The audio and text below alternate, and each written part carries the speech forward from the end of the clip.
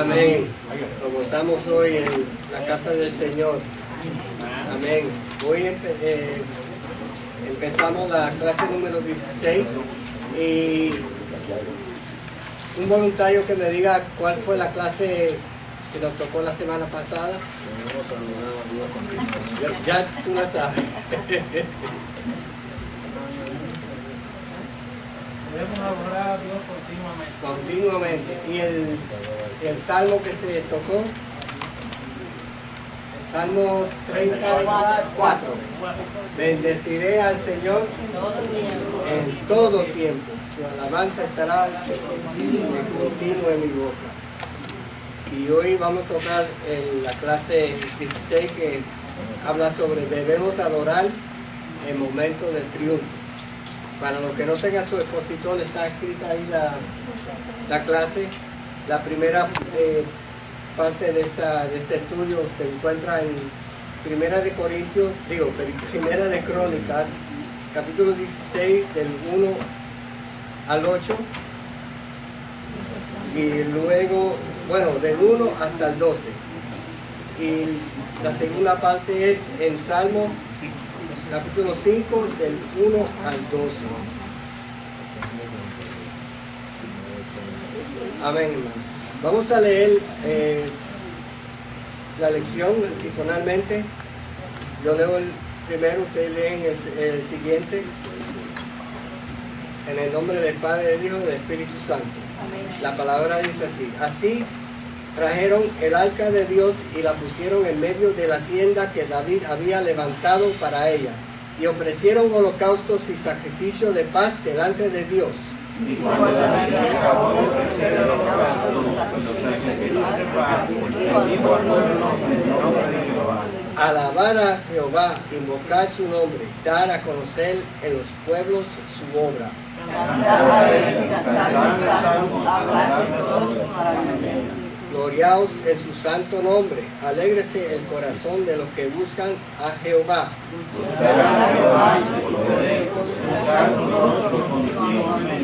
Haced memoria de las maravillas que ha hecho, de sus prodigios y de los juicios de su boca. Salmo 5.1. Estar atento a la voz de mi clamor, Rey mío y Dios mío, porque a ti oraré. Oh Jehová, de mañana delante de ti. Pero alégrese, verso 11, pero alégrese todos los que en ti confían, den voces de júbilo para siempre, porque tú los defiendes, en ti se regocijen los que aman tu nombre. Porque tú, oh Jehová, bendecirás al justo, como un escudo lo rodearás de tu favor. Amén. Y el pensamiento central, necesito un voluntario que me lo lea, por favor.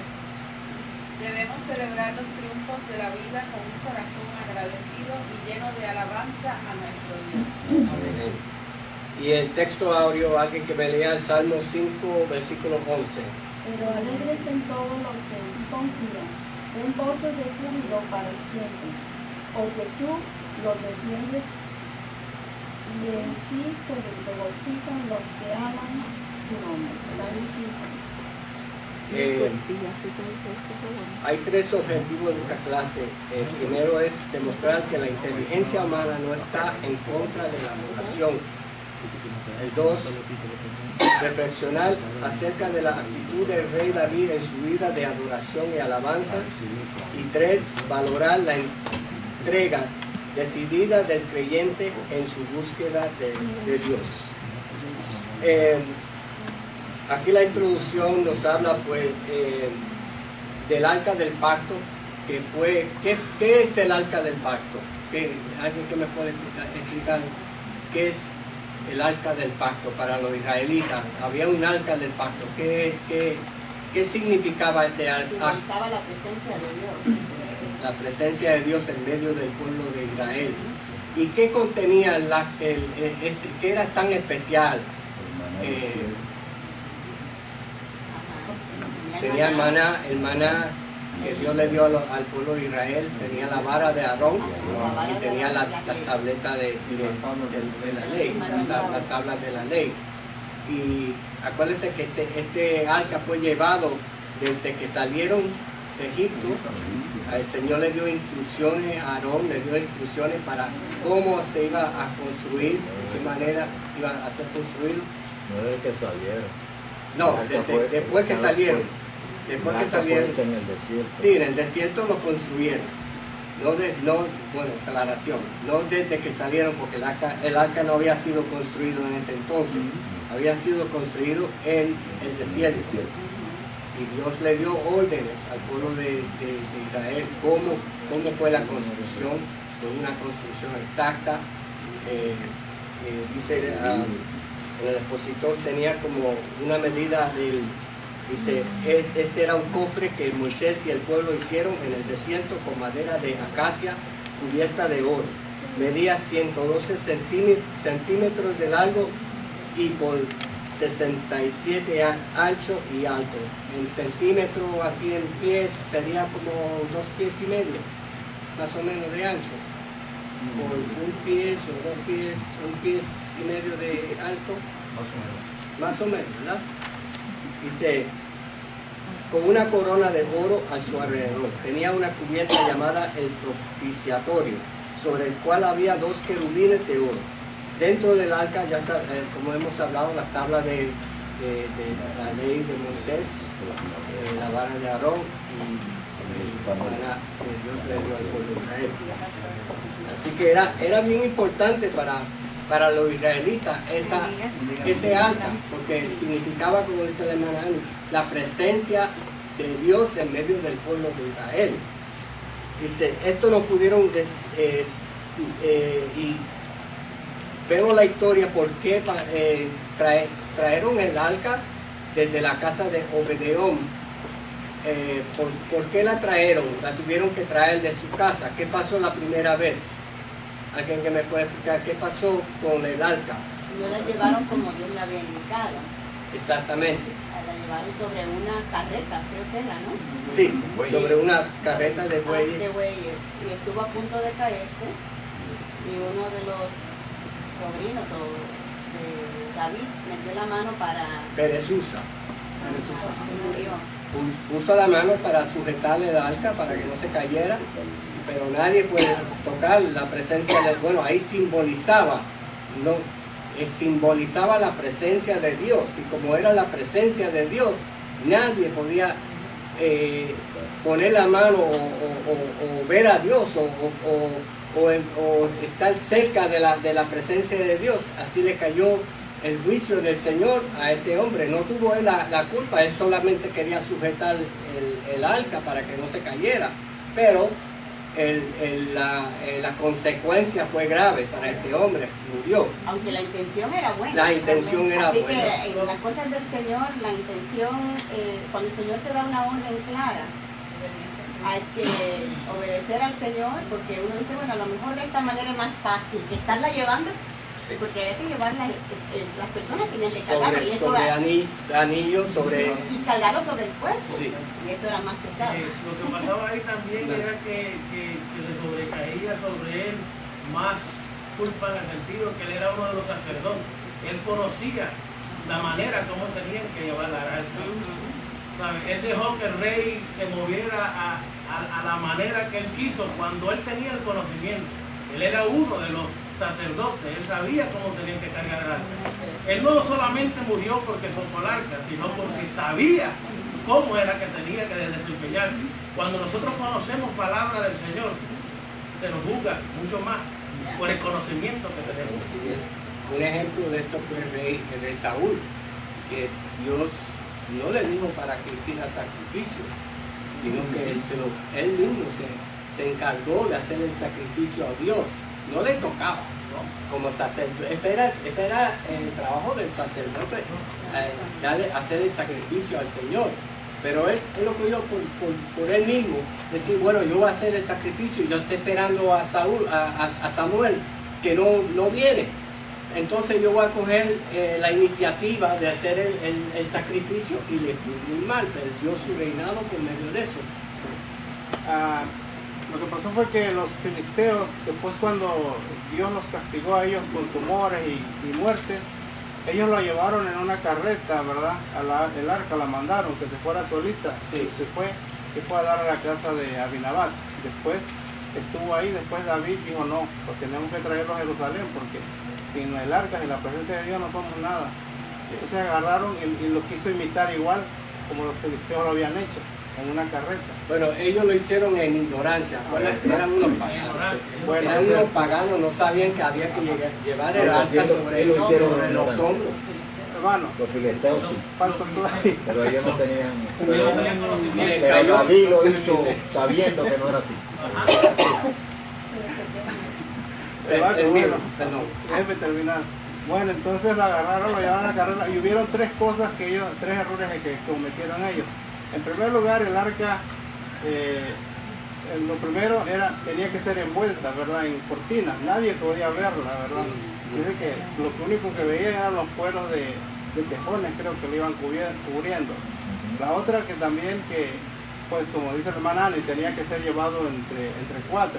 Exacto. Y la otra cosa también que Usa no era sacerdote, no era indicado. Usa lo único que era encargado de ir guiando la carreta con los toros. O sea, él no tenía nada que ver con la ley, con lo que Dios les había ordenado. Entonces ese fue el propósito por el cual pues cometieron esos errores y pues pagaron las consecuencias. Sí. Pero la pregunta que usted hizo fue, ¿cuál fue la pregunta que usted hizo? ¿Por qué se llevaron el arca de la casa de sí. ¿Por qué David tuvo que hacer el esfuerzo de traer el arca hacia Jerusalén? Acuérdase que cuando en el tiempo de Elí, el sacerdote Elí, ¿te acuerdas que sus dos hijos eran unos rebeldes, unos impíos? Y fueron y llevaron el arca hacia la guerra, creyendo que ellos iban a ganar la guerra, pero no sabían que había mucha rebelión en el pueblo de Israel, empezando con los líderes, que estaban unos rebeldes, unos impíos. Y por medio de eso el Señor permitió que perdieran esa guerra. Y entonces los filisteos fueron y se llevaron el arca del Señor. Se la llevaron al templo de ellos, al templo de Dagón, creyendo que ellos iban a recibir poder, porque ellos escuchaban de que Dios era un Dios poderoso, que hacía milagros y todo. Entonces ellos lo tenían como un amuleto.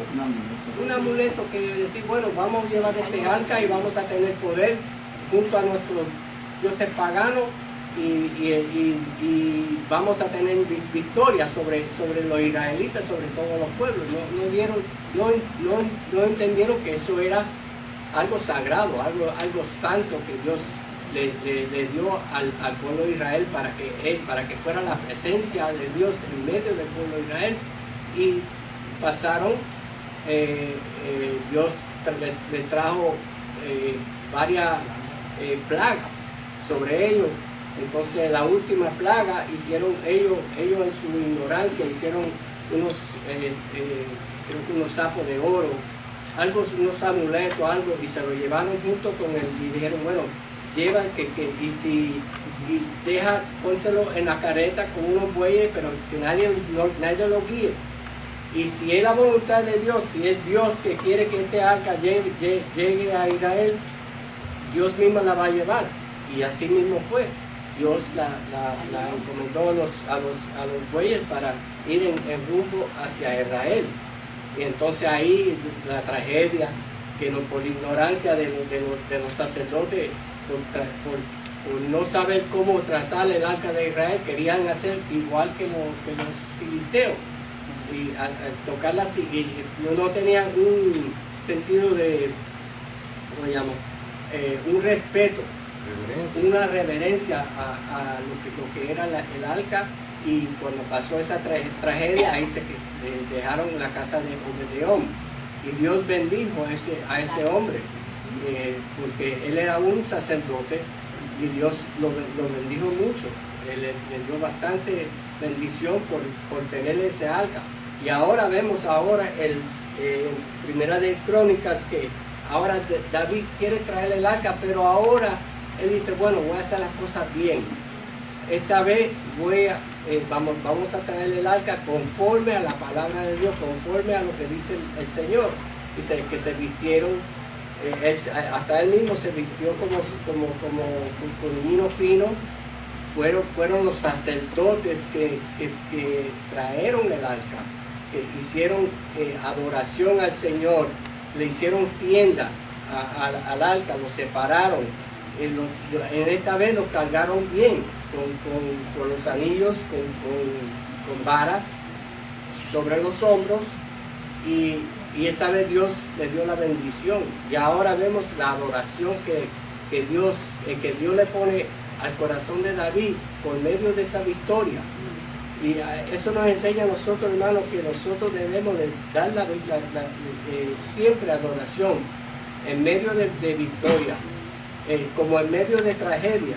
Dios siempre nosotros tenemos que siempre tener una adoración en nuestros corazones al Señor. Siempre debemos de tener alabanza al Señor, porque es el Señor que nos ayuda, no es por nuestro poder, ni por nuestra fuerza, ni por nuestro intelecto, es por en la misericordia del Señor. Así que ya hemos dado un repaso, y ahora vamos a leer ahí hay un ejemplo grande para nosotros. Oh, seguro. Los filisteos se quedaron con el arca porque le derrotaron a Israel, pero ellos pensaban que Dios se iba a manifestar igualmente como en el pueblo de Israel. Y nosotros pensamos de esta forma hoy en día. Hacemos cualquier cosa y dicen, no, Dios es bueno, misericordioso, Él se va a manifestar. No. Ahí aprendemos nosotros que Dios se manifiesta cuando el pueblo de Él hace las cosas correctamente delante de Él. Y no un pueblo impío, porque los filisteos eran impíos. Ahora, si nosotros no estamos haciendo las cosas correctas delante de Dios, que somos un pueblo impío. Sí. Un ejemplo de esto, gente que no conocen al Señor, se creen que... Yo he visto muchos carros que sacan el Salmo 23 y lo ponen en el carro. O ponen una cruz, o ponen una estatua, y dicen, esta es la protección mía. Esto es lo que me va a guiar, esto es lo que me va a proteger de cualquier maldad. Y están equivocados, están ignorantes, están siendo igual que los filisteos, igualitos, no hay diferencia, que ellos ponen un amuleto y dicen, esto me va a proteger, y no entienden que es a través del Espíritu Santo, a través de un encuentro personal con Cristo, que Dios nos da la victoria. Hermano, una pregunta, ¿quiere decir, aunque Dios nos dé la victoria, vamos a tener problemas? ¿Vamos a tener lucha? Claro que sí, hermano. Claro que sí. Pregúntale al apóstol Pablo, como lo vemos en el cielo. Pero imagínate todas las cosas que pasó el apóstol Pablo, y igual seguía al Señor, igual bendecía al Señor. Esto, como dice Víctor, es una gran enseñanza, y desde cualquier punto que lo podamos ver, porque si Jesús es una enseñanza para la iglesia, es pueblo de Dios, era el pueblo de Dios, era parte del pueblo, y fue asesinado, fue fulminado, dice, por no hacer las cosas como Dios decía que tenía que ser. Y nosotros en la iglesia muchas veces somos cristianos y queremos apoderarnos de las promesas de Dios, pero no estamos viviendo una vida como a Dios le agrada. Entonces estas bendiciones de Dios son para aquellos que viven una vida como a Él le agrada que seamos. Amén. Y si no, pues simplemente son palabras, simplemente es un amuleto. Sí. No funciona, no tiene efecto. No funciona. La cruz que uno la lleva, esa cruz, creyendo en Cristo está ahí, Cristo no está ahí en esa cruz, ya Él resucitó. Hay que vivir una vida piadosa, una vida en integridad, una vida consagrada al Señor, para que entonces el Señor actúe. Hermano. Un gran ejemplo tenemos en David. Él se despojó de todo. Se puso un efod de lino y danzaba con toda su fuerza. Entonces, muchas veces nosotros para adorar al Señor tenemos que despojarnos de todos nuestros atuendos. ¿Cómo lo hizo David? Él se quitó todo y se entregó no solo en su espíritu, en su adoración al Señor, sino también en su apariencia. Quizás yo siempre digo que si hubieran existido los celulares en aquel momento, él se hubiera despojado del celular, no hubiera dejado pensar de otro, porque él se despojó de todo, David se despojó de todo para danzar en la presencia del Señor. Primera de Crónicas 1 y el 2. Necesito un voluntario que me lo lea, y si puede explicarlo o puede dar un comentario para Así trajeron el arca de Dios y la pusieron en medio de la tienda que David había levantado para ella, específicamente para el arca. Le ofrecieron holocaustos y sacrificios de paz delante de Dios. Y cuando David acabó de ofrecer el holocausto y los sacrificios de paz, bendijo al pueblo en el nombre de Jehová. Búscate, hermano, en el Primera de Crónicas 15, 16. La manera que se preparó David. 15, 16. Asimismo dijo David a los principales de los levitas que designasen de sus hermanos a cantores con instrumentos de música, con salterios y arpas y címbalos, que resonasen y alzasen la voz con alegría. Nosotros adoramos al Señor. Debe ser con un corazón alegre.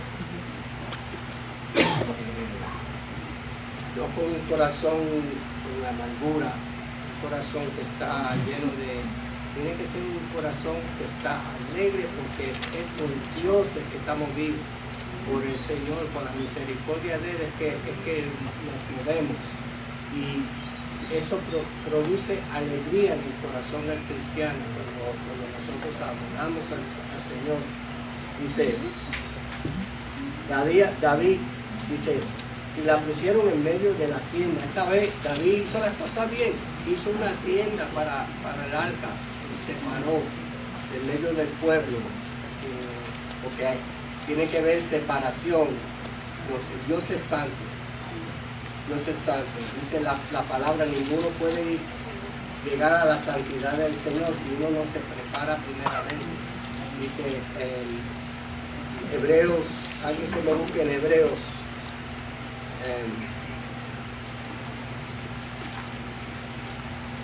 creo que es 3:16. Acerquémonos, alguien que la lea. 3:16. 4:16. Hebreos 4:16. Acerquémonos pues confiadamente al trono de la gracia para alcanzar misericordia y hallar gracia para los oportunos socorros. Amén. Y antes de eso, el versículo 15 dice, porque no tenemos un sumo sacerdote que no pueda compadecerse de nuestras debilidades, sino que fue tentado en todo según nuestra semejanza, pero sin pecado. Dios es un Dios santo, hermano. Amén. Y hay que adorarlo en temor, con temor al Señor. Así que David hizo una tienda especial para el arca. Dice el versículo 2, y cuando David acabó de ofrecer el holocausto y los sacrificios de paz, bendijo al pueblo en el nombre de Jehová. Así que él, no solamente él fue agradecido, sino el pueblo también fue agradecido con la presencia del Señor. Ya volvió a Jerusalén. La Biblia dice que David fue conforme al corazón del Señor, y aquí como en una etapa del cual revela ese corazón, el cual David tenía. Una es que él entendía que el Señor era santo, ¿verdad? Apartado de todo malo. Hizo una tienda apartado. Otra cosa hizo que, como estaban el arca en contra del pueblo de Dios, tenía que acercarlos otra vez. O sea, hizo holocausto, como dice ahí, en paz, en ofrenda de paz, adelante del Señor. Y después una cosa que a él no le pertenecía, la hizo conforme a la aceptación que el Señor le dio, que era bendecir al pueblo en el nombre de Jehová. O sea, tomó las riendas de lo que el Señor quería conforme a su corazón. Que un rey, el que él mismo puso, llevara a su pueblo a donde estaba el Señor. Entonces cuando trajeron el arca, vio que hizo algo mal, ¿verdad? Después hizo lo correcto y entendió que no le pertenecía, pero como rey tomó esa posición. Por eso el Señor no lo consumió cuando se vistió de lino y como sacerdote. Él no tenía la autoridad, pero así lo hizo. Por eso él, para entrar delante de la presencia del Señor, añoraba, pero no le era permitido. Por eso decía, me sería mejor estar un día en sus atrios que 1000 fuera de ellos. ¿Por qué? Porque a él no le pertenecía, pero era su anhelo, porque él sabía que estando delante de la presencia del Señor lo tenía todo. Pero a veces no lo entendemos nosotros, y a veces tomamos el papel que no nos corresponde, pensando que es el Señor, como diciendo, yo te bendigo, y yo una declaración, yo declaro que tú eres bendito y tu fruto va a ser esto, y todo lo que toque tu mano va a ser. Oye, ¿con qué autoridad? O sea, hay que tener cuidado con eso. Sí, sí, David sabía su límite. Sabía su límite. Que Saúl no sabía los límites, David, él se daba de cuenta. Yo soy un rey, pero no soy un sacerdote. Soy un rey, pero no, en esas cosas tengo que darle espacio para que el Señor obre, para que los sacerdotes del Señor obren, porque para eso Dios los puso a ellos. Entonces él bendice al pueblo en el nombre del Señor, pero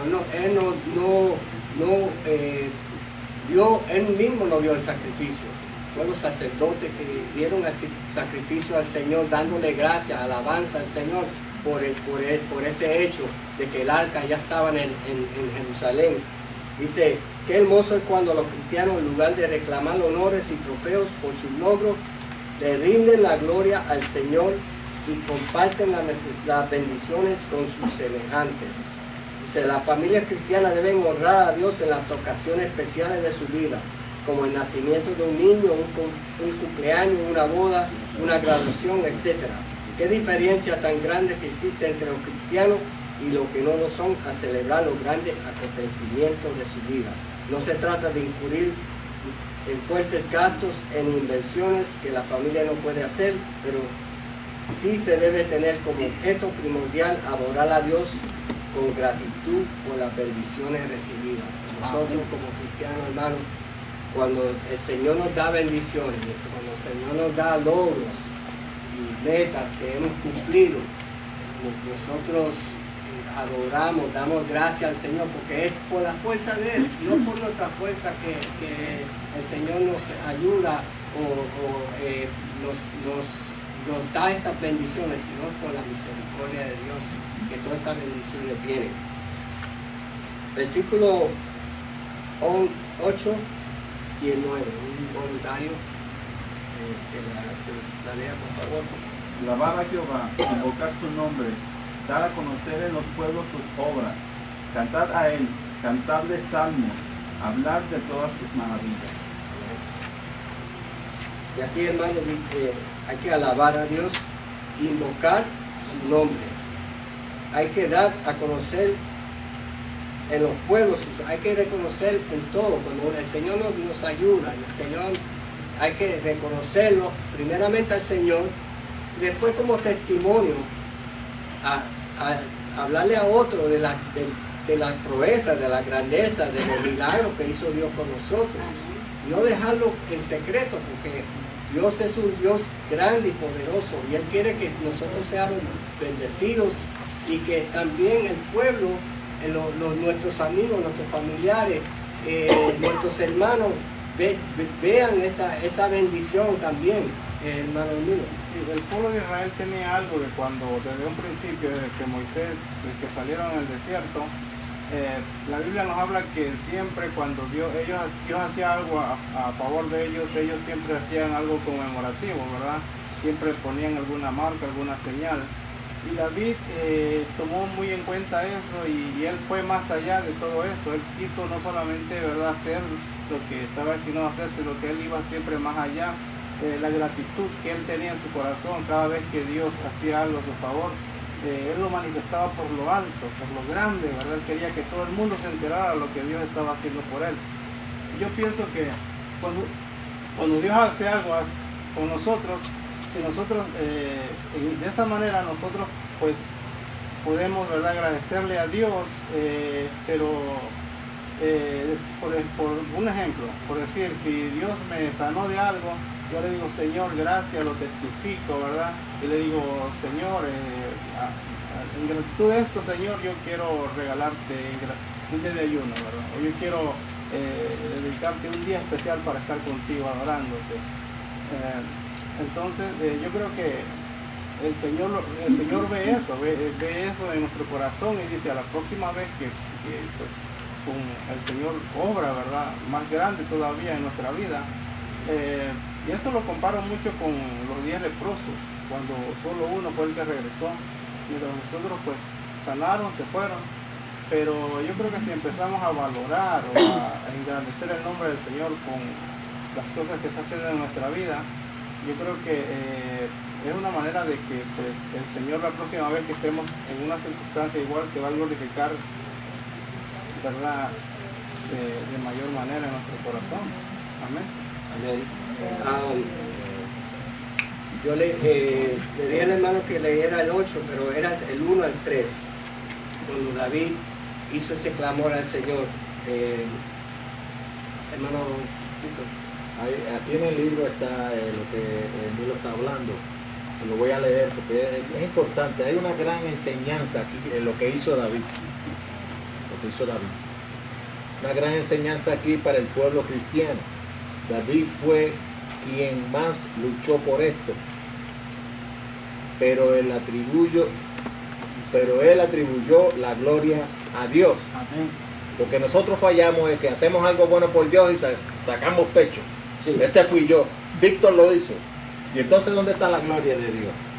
Sin embargo, David le da, y por eso David era tan importante en los ojos y en el corazón de Dios, porque todo lo que Dios le daba, él le daba la honra y la gloria con todo su todo, con toda su fuerza.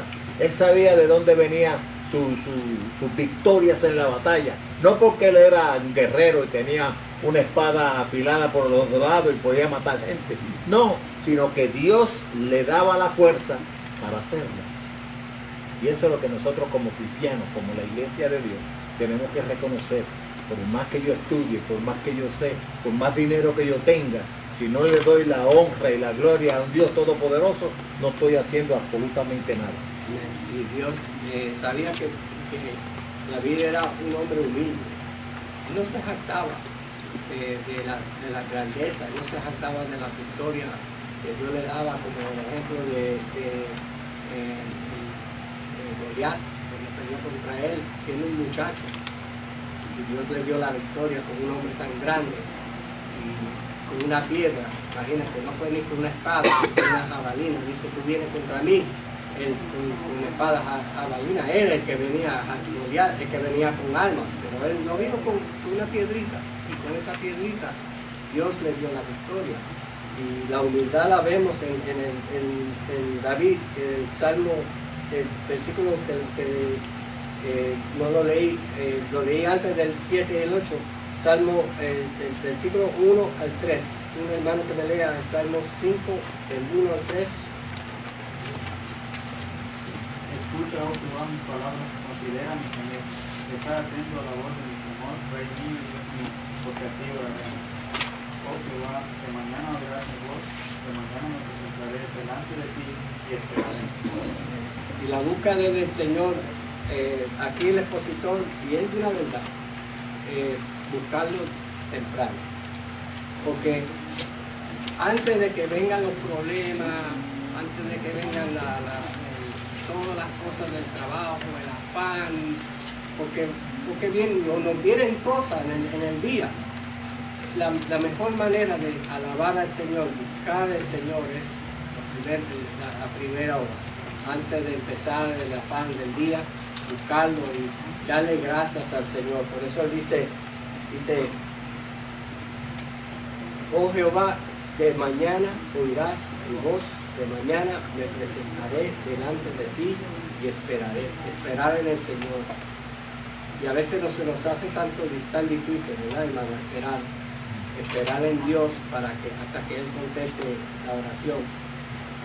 Queremos una cosa rápida como el microwave, que uno lo pone en 30 segundos está. Dios no es como el microwave.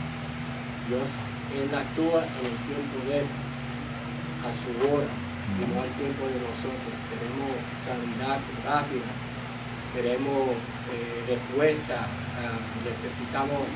tenemos falta de un trabajo, tenemos falta de dinero, lo queremos ahora mismo. Pero hay que esperar en el Señor nos abre puertas. Amén. Sí, otra de las cosas también que dice ahí que estamos leyendo es que dice de mañana te buscaré. ¿Qué quiere decir con eso? Que antes de cualquier cosa, ¿verdad? Que cualquier cosa pueda transcurrir en el día, en nuestra vida, primero tiene que estar Dios, ¿verdad? Porque si primero venimos en la mañana, que uno se levanta, uno viene de la presencia de Dios, uno le pone su vida a Dios y dice, Señor, hoy quiero andar en tu camino, hoy y consagro mi vida para estar en ti, ¿verdad? Anticipamos lo que queremos en el resto del día. Entonces ya cuando vamos por ahí manejando en el tráfico y de repente, ¿verdad? Hay gente, tenemos que los que manejamos, a veces tenemos que enfrentarnos, ¿verdad? Con una situación ahí que nos saca fuera de sí. Sí. O llegamos al trabajo y vemos a las personas enojadas o cosas así. Entonces, pero como nosotros ya nos consagramos, ya nos pusimos en las manos de Dios, que aunque pase lo que pase, vamos a mantener una actitud, ¿verdad? Centrada como cristianos, entonces pues ya nada de eso nos va a afectar. Podemos verlo así, también podemos verlo de que primero, antes de cualquier cosa, acudir a Dios. Sí. Como dice, temprano te busque, mañana te buscaré. Yo he visto la mano del Señor. ¿Cuántas veces me ha librado de un accidente? ¿Cuántas veces nos libra de cuántas cosas en el camino? Uno viendo la tienda, a veces hay gente que se ponen y el Señor nos protege, nos ayuda. También, además de lo que dijo el Nilo, es un ejemplo para nosotros levantarnos. Cuando usted se levanta por la mañana, usted no tiene nada en la mente. Todavía no pensaba ni en el café.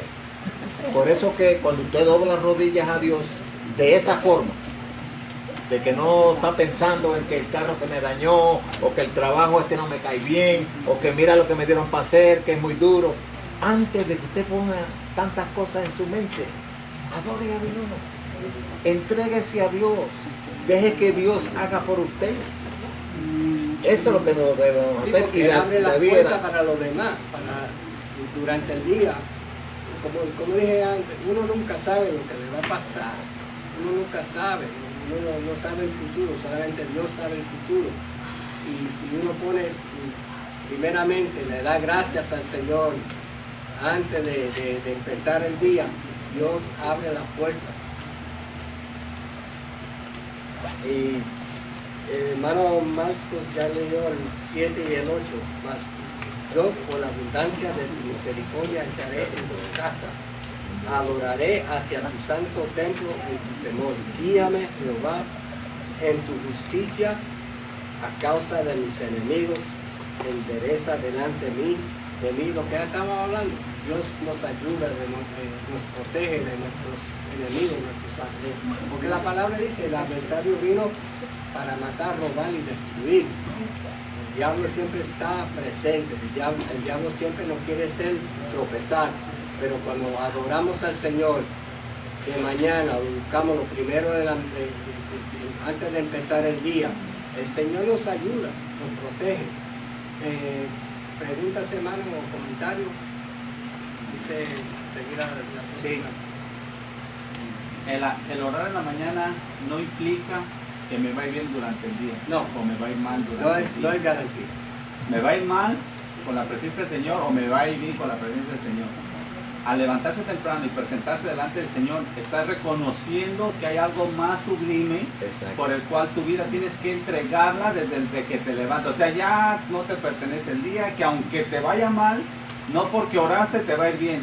O sea, no me fue bienísimo todo el día porque oré en la mañana. Y déjame decir algo, que cuando yo oro, yo le digo a mi esposa, siempre que oro es cuando más mal me va, igual que en la noche. Eso es de... Por el tenemos un adversario, hermano. Exacto, entonces me dicen, ¿y qué es lo que tienes que hacer? Digo, seguir orando, es exactamente, o sea, no parar porque soñamos mal, no parar porque nos va mal, o sea, estamos reconociendo, la oración en sí es reconocer que hay algo más sublime que nos va a guiar, sea por bueno o sea por malo. Eso no es una recompensa, es un bien para nosotros. Reconocer que estamos... Es como, hermano, muchos ponen el Romanos 8:28. Y sabemos que todos los que aman a Dios, todas las cosas le ayudan a bien, esto a los que conforme a su propósito son llamados. Todas las cosas nos van bien. Pregúntale a Pablo, todo no le fue bien. Fue encarcelado, fue apedreado, fue azotado. Porque hay cosas que vienen de parte de Dios para enseñarnos a nosotros algo. Entonces el Señor abre puertas, sí, Él abre puertas y nos ayuda a través del problema, a través de las necesidades, a través de lo que estemos pasando, nos ayuda, nos guía, nos da la fuerza, nos da para seguir alabando, pero eso no quiere decir que Dios ya dejó de estar en el trono porque me vino algo mal. Ah, no, está Dios ahí, Dios me está viendo, mira lo que me pasó. No quiere decir que Dios deja de estar en su trono, Él está en su trono siempre. Y el problema va a venir, pero alabamos al Señor a través, como la próxima semana vamos a estar aprendiendo de alabar a Dios en medio de los problemas. Ahora estamos hablando de alabar al Señor en la victoria, hermano. Pero en el texto que citaste, hace una observación y dice, pero los que aman a Dios, todas las cosas les ayudan a bien. Amén. O sea, ahí está la llamada de atención, los que aman a Dios. Amén, pero quiere decir, hermana, que no nos va a venir problemas. No, los problemas van a venir, pero los problemas para los que aman a Dios, Nos vemos. ¿Ah? Él nos ayuda en medio de la tribulación. Nos va a dar la Pablo paz. pidió por sanidad. Dice, 3 veces le rogué al Nos Señor. da la paz ahí. Y el Señor le dijo, bástate mi gracia. Porque en mi poder se perfecciona en la debilidad, pero en ese texto que muchos usamos, pero los que aman a Dios, hay que ver cómo empieza el texto. Para los que aman a Dios, hace la observación, todas las cosas les ayudan a bien. Muchas veces las cosas negativas en la vida del cristiano son de bendición, son de bendición. Eso le decía yo al pastor ayer. Muchas veces uno dice, ¿por qué esto? Pero es que Dios tiene un propósito en cualquier dificultad que se presente en la vida de nosotros. Dios sabe cerrarnos las puertas. Cuando yo tengo siempre esa forma de pedirle a Dios, Señor, si es tu voluntad, ábreme la puerta. Si no es tu voluntad, ciérrame la puerta y yo voy a entender que tú me estás guardando de algo. Entonces, cuando algo para nosotros creamos que está saliendo mal, no es que está saliendo mal, es que Dios nos está preparando, nos está cerrando el camino para que no lleguemos a esa situación. Tenemos que saber que el problema va a estar, los problemas van a estar, pero el que ama a Dios, todas las cosas le van a ayudar a bien, buenas y malas, y yo creo que más las malas, porque cuando estamos en las buenas, bueno, que yo estoy bien con Dios, es que yo me lo merezco, es que yo soy esto, y yo soy el otro, entonces nos sentimos orgullositos. Sacamos pecho. Ajá. Pero deja que te empiece mal, a ver si vas a reconocer, a ver si vas a entender que Dios quiere guardarte de algo. Ahí es donde dice María Blanca, es donde están los que aman a Dios. El que ama realmente a Dios ve la gloria de Dios en cualquier circunstancia. Amén. Pero el que no ama a Dios ve lo bueno, pero cuando viene lo malo dice es una maldición del diablo y comienza a renegar. Yo digo que la situación es la actitud con la que tomemos la situación. Porque aunque sea, como él dice, que cuando ora le salen las cosas mal. No importa si sale bien o mal, es la actitud con la que uno la toma. Como dice la pastora, dentro de eso mal hay algo bueno porque yo sé que yo amo a Dios. Vamos a ir. ¿Cómo es que dice el versículo? Los que aman a Dios, Okay. todas las cosas. les ayudan a Usted puede tener un accidente saliendo de su casa, pero si usted ama a Dios, ¿qué pasa en el accidente? El otro carro se dispara, se murió gente y a usted nunca lo tocó el accidente. Y en un accidente no es una cosa, pero Dios está presente en todas las cosas que uno hace si uno ama a Dios. Y nos libra, como usted dice, nos libra. ¿No? Y aunque le pase algo, donde quiera que usted vaya, si usted ama a Dios, el Señor se va a glorificar. Si lo lleva al hospital, Él se va a glorificar en eso. El amar a Dios es aceptar su voluntad, no amar a Juan. Amén. Eso es el amar a Dios. No es porque a veces lo que queremos es que creemos que Dios es el muchacho de nuestros mandados. Eso es lo que está pasando. Nosotros creemos que Dios es el muchacho de nuestros mandados. Pedimos y como Él va a ser como nosotros querramos, no es así. Por eso es que cuando dice que el Señor nos da más abundantemente cuando pedimos conforme a su voluntad. Hay que buscar su propósito. Nos mandamos y estamos pidiendo al propósito de nosotros, a lo que creemos nosotros que está bien. Pero ¿y qué es lo que Él tiene para nosotros? Eso es lo que tenemos que buscar todo el tiempo. Permiso, hay que, bueno, de la forma que yo lo entiendo, ¿verdad? Los que aman al Señor, ¿verdad? Todas las cosas van para bien. Pero si tú vas a speeding y tienes un accidente porque amas al Señor, ok, es una cosa, eso es una consecuencia de lo que está pasando. O sea, porque amo, porque no me sometí o porque no estoy conforme a la ley, entonces me va a ir bien. ¿Entiendes? Entonces, una de las cosas que él entendió, David entendió cuando se levantó, y si nosotros nos ponemos en los pies de David, era un guerrero, es un hombre de batalla, un hombre de lucha que tenía muchas peleas como las que tenemos ahora nosotros, y nosotros lo traemos al mundo de ahora, que es lo normal, que es lo común, que nuestras luchas y nuestras debilidades nos llevan a ese entender. Pero dice, si nosotros amamos al Señor, o sea, si tenemos el respaldo de Dios haciendo las cosas bien, aunque haya algo malo como orar, que no siempre, no se me entiende, no porque oro me va mal, no, sino que digo, a veces cuando oro me va mal, no porque oré ese día me fue mal, sino cuando, o sea, circunstancias de la vida. Pero eso no le echago porque oré, sino digo, ahora que estoy orando me va mal. ¿Eso quiere decir que dejo de orar? No, tengo que seguir orando. Acuérdate que tenemos un adversario, el enemigo, y a veces nos pone pensamiento y nos tira flechas.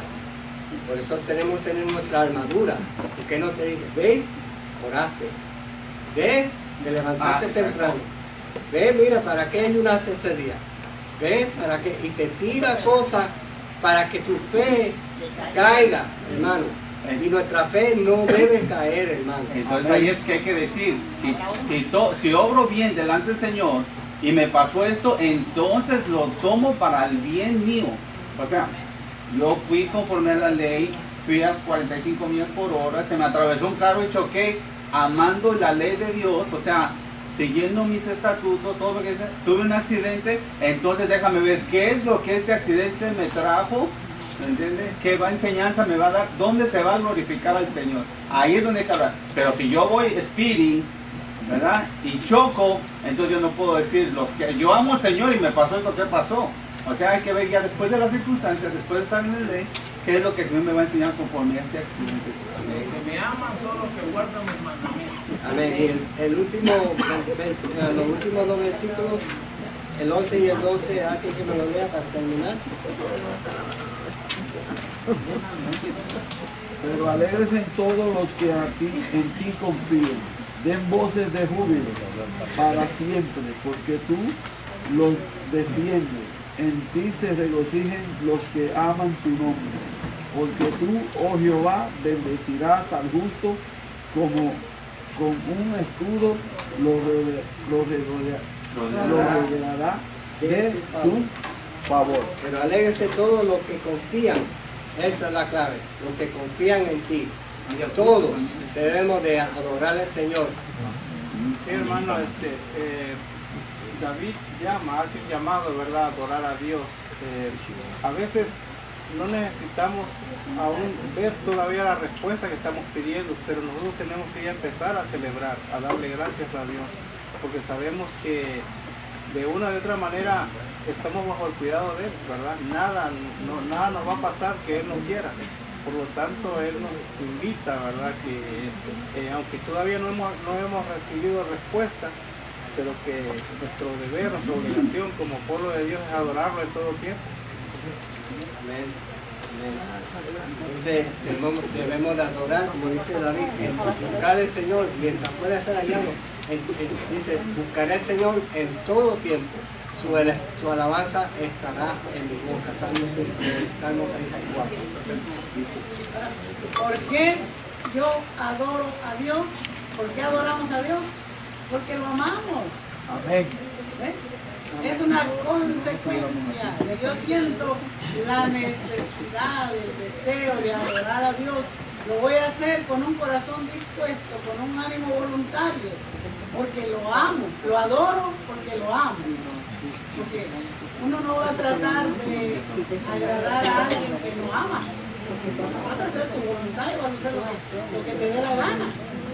Pero si yo amo a Dios, yo me voy a someter, yo voy a hacer la voluntad de Dios. Y cuando yo me siento, estoy en la voluntad de Dios, lo voy a adorar, porque su presencia va a ser real en mi vida, se va a manifestar. Yo voy a estar tranquila, yo voy a estar segura, venga lo que venga, no me va a quitar la paz. No me va a quitar la paz de ninguna manera. Quería hacer un comentario también. Cuando David, viene atrás, cuando David, ¿qué fue lo que él llevó a Jerusalén? El arca. Y dice la palabra. Y él llevó el arca, ¿qué fue lo que hizo él? Se sentó ahí. Fue danzando. Se sentó y acá el arca. A veces nosotros, el Señor hace milagros en nosotros. Y en lugar de dar un testimonio, nos sentamos y no decimos nada. ¿Qué fue lo que hizo Dios en nuestras vidas? David dice que danzaba y de gozo y alegría por haber llevado el arca a Jerusalén. Y eso es lo que nos enseña la palabra. Debemos de alegrarnos, gozarnos cuando el Señor hace algo en nuestra vida. Nos dan un triunfo, una victoria. Vamos, un hermano se convierte, gloria al Señor, un sobrino. Traemos peticiones los martes. Pero el Señor hace la obra y venimos y nos sentamos y no hacemos nada para testificar del Señor lo que Él está haciendo en nuestra vida. David danzaba y se gozaba y danzaba y hasta aquí mi parte, hermano. Amén. Gloria a Dios.